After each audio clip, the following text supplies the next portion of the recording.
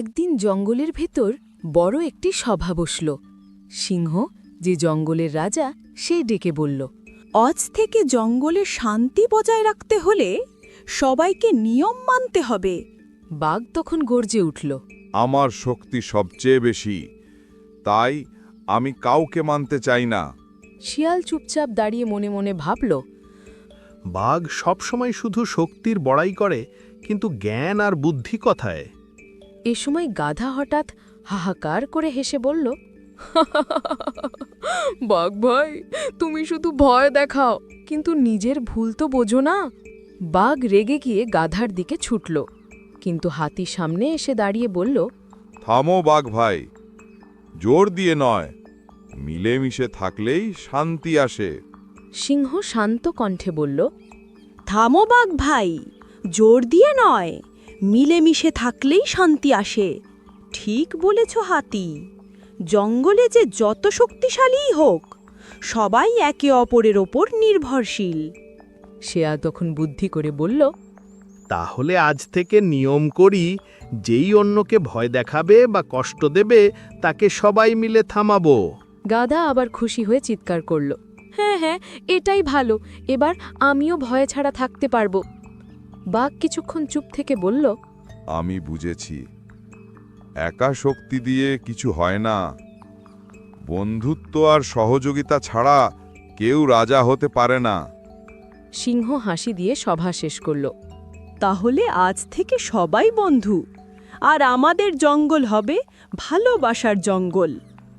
এরপর শেয়াল একটু হাসি দিয়ে বলল, সিংহ ভাই, তোমার কথা সত্যি ভালো, কিন্তু আমিও একটা গল্প শোনাই।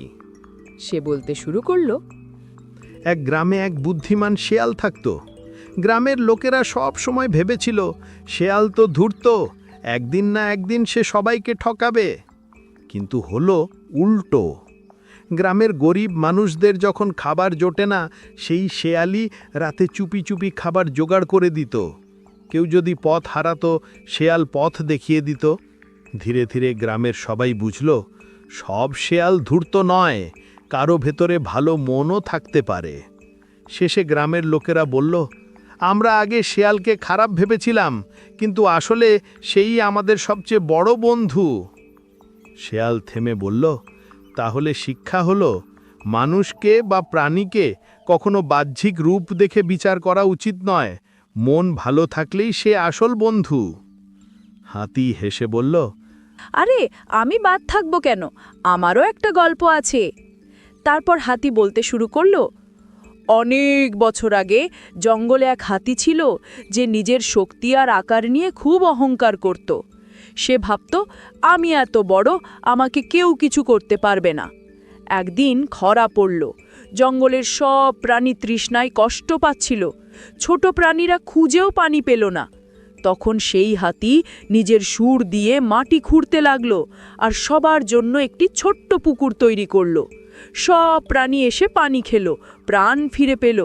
তখন হাতি বুঝল, শক্তি অহংকারের জন্য নয়, বরং অন্যদের উপকার করার জন্য।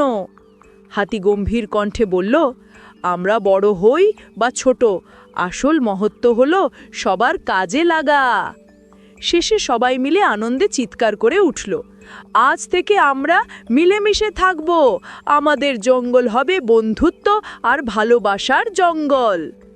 তো বন্ধুরা, কেমন লাগলো আজকের ভিডিওটা?